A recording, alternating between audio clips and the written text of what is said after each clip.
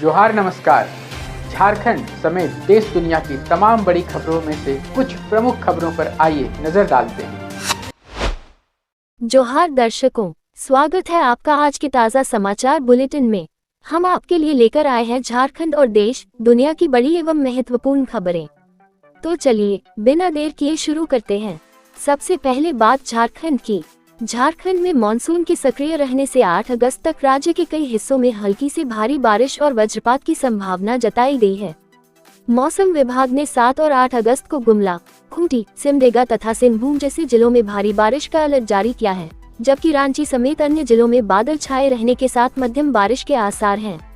आगामी 8 से 10 अगस्त के दौरान कई स्थानों पर मेघ गर्जन, वज्रपात और 30 से 40 किलोमीटर प्रति घंटे की रफ्तार से तेज हवाएं चलने की चेतावनी दी गई है। झारखंड में विशेष गहन पुनरीक्षण SIR के तहत प्रकाशित 2.21 करोड़ मतदाताओं की ड्राफ्ट सूची के बाद बड़े पैमाने पर सत्यापन प्रक्रिया शुरू की जा रही है। इसके तहत निर्वाचन निबंधन पदाधिकारी ARO स्तर से विभिन्न श्रेणियों के कुल 63,24,116 मतदाताओं को नोटिस जारी किए जाएंगे।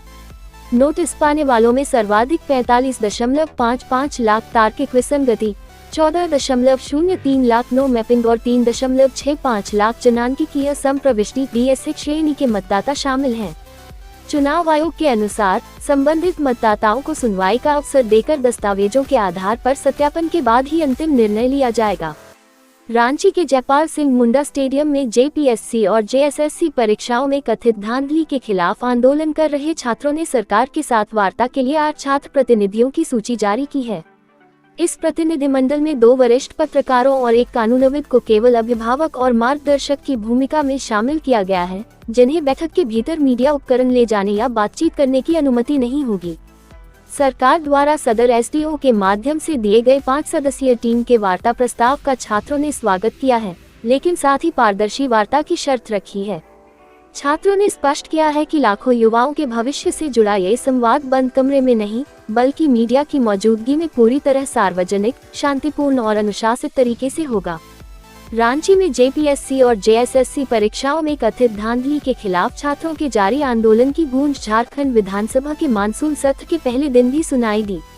सदन के बाहर अभ्यर्थियों के प्रदर्शन के बीच BJP विधायकों ने मास्क पहनकर और नारेबाजी करते हुए भर्ती प्रक्रियाओं की CBI जांच की मांग को लेकर सरकार को घेरा। सत्र की शुरुआत में मुख्यमंत्री हेमंत सोरेन द्वारा विधानसभा अध्यक्ष का स्वागत करने तथा सरकार द्वारा ATR पेश किए जाने और शोक प्रस्ताव के बाद कार्यवाही शुक्रवार तक के लिए स्थगित कर दी गई।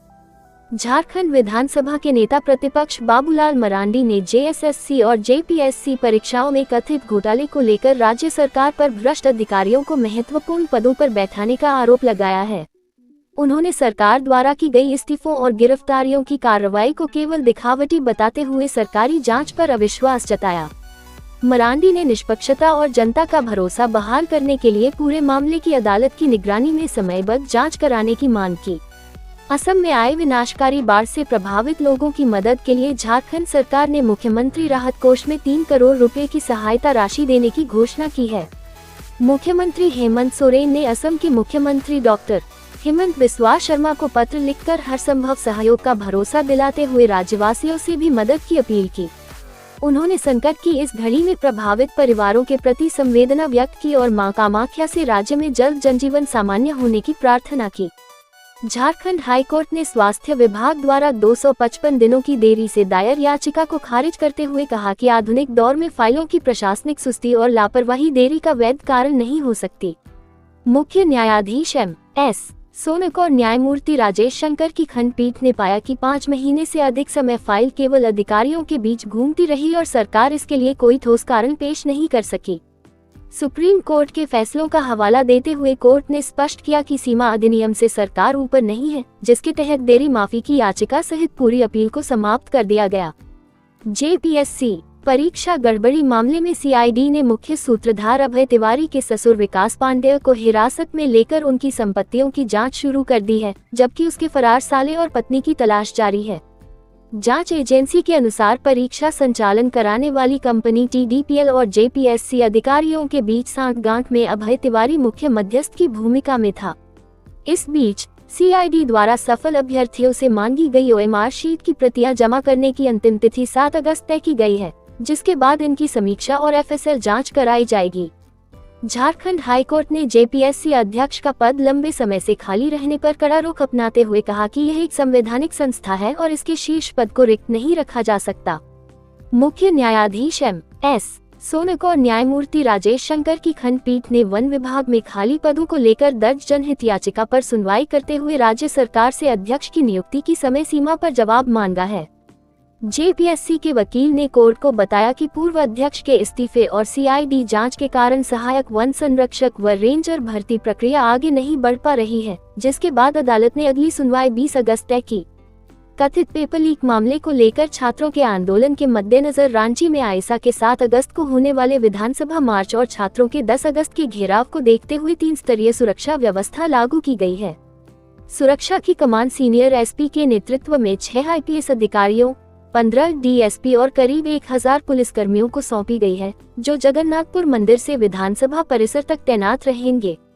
कानून व्यवस्था बनाए रखने और स्थिति पर निगरानी के लिए पूरे मार्ग तथा संवेदनशील इलाकों में CCTV कैमरे लगाने के साथ साथ अतिरिक्त सुरक्षा बल तैनात किए गए हैं। खाद्य सुरक्षा विभाग ने गुप्त सूचना के आधार पर रांची के रातू रोड स्थित एक दुकान पर छापेमारी कर बंगाल से लाया गया करीब 1000 किलो संदिग्ध नकली डेयरी उत्पाद जब्त कर झिरी डंपिंग यार्ड में नष्ट कराया। विभाग की इस कार्रवाई के दौरान पनीर, मावा, घी और अन्य मिठाइयों के नमूने लेकर जांच के लिए सुरक्षित रखे गए, जबकि दुकानदार और कर्मचारियों से पूछताछ जारी है। डॉक्टरों ने चेतावनी दी है कि पाम ऑयल, स्टार्च और केमिकल्स से बने इस नकली पनीर के सेवन से पेट में infection, bad cholesterol, liver, kidney को नुकसान और कैंसर जैसी गंभीर बीमारियां हो सकती हैं। राजकीय श्रावणी मेला में बाबा बैद्यनाथ पर जलार्पण करने वाले श्रद्धालुओं की सटीक और वास्तविक गिनती के लिए पहली बार 150 आय आधारित फेस रीडिंग हेड काउंटिंग कैमरे लगाए गए हैं। दुम्मा, शिवगंगा मंदिर परिसर और कुमेठा कतार मार्ग तक फैले ये कैमरे श्रद्धालुओं की दोबारा गिनती को रोकते हुए तत्काल सटीक आंकड़ा दर्ज कर रहे हैं।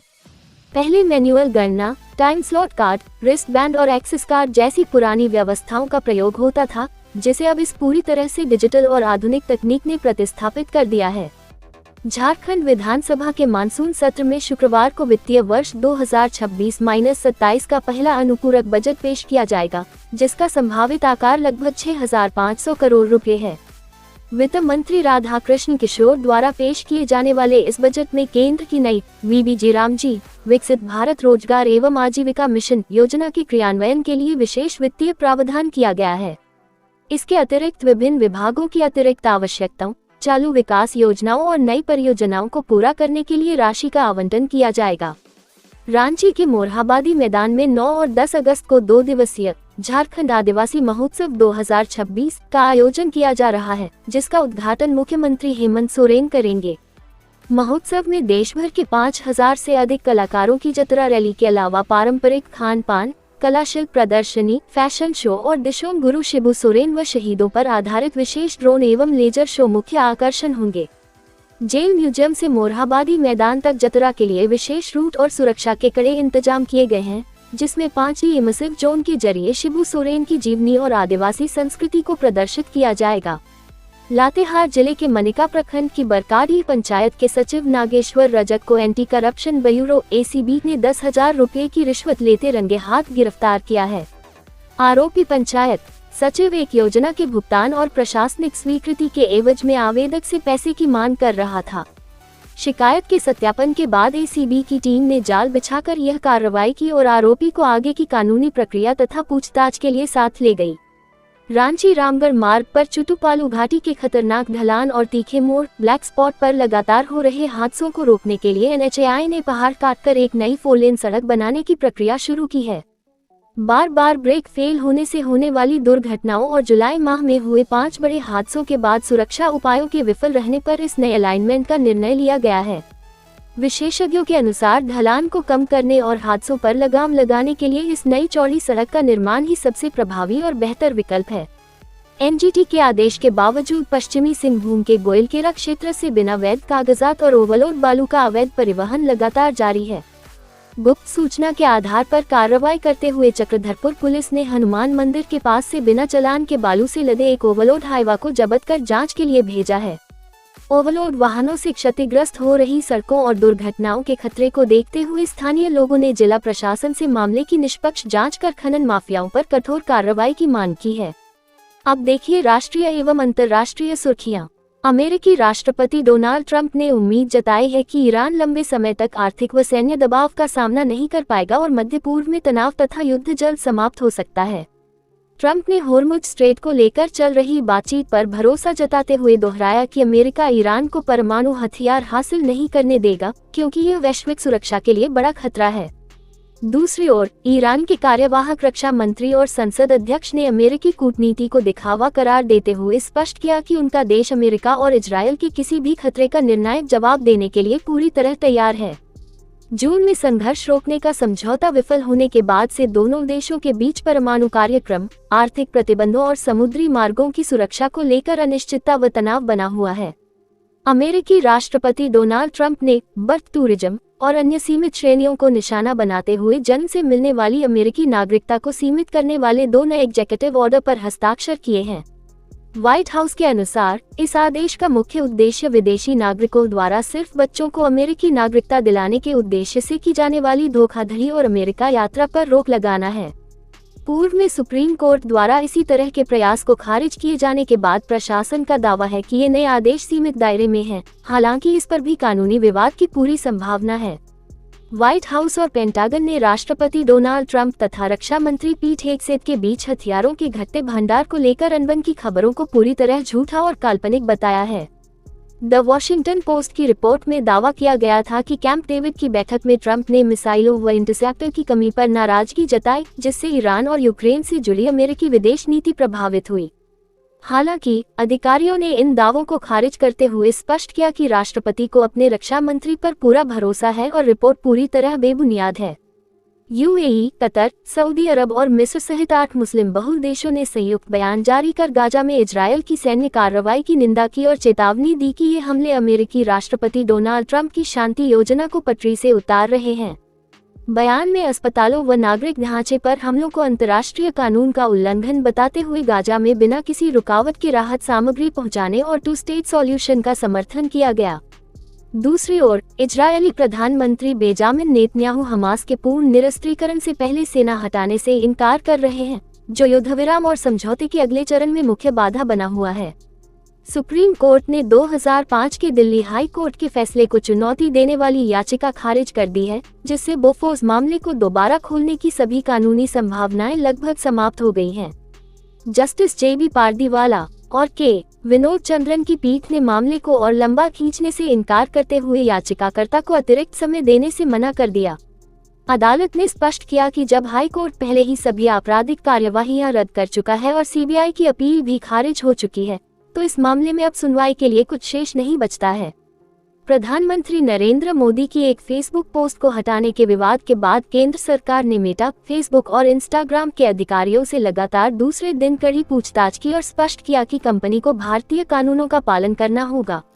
आईटी मंत्रालय ने मेटा को चेतावनी दी कि अवैध सामग्री, डीपफेक और बाल यौन शोषण सामग्री पर रोक न लगाने पर उसकी कानूनी छूट सेफ हार्बर प्रोटेक्शन खत्म की जा सकती है। अपनी प्रणाली में कमियां स्वीकार करते हुए मेटा ने सुधार का आश्वासन दिया है, जबकि सरकारी अधिकारियों द्वारा तकनीकी टीम के साथ पूछताछ की प्रक्रिया अभी 3-4 दिन और चलेगी।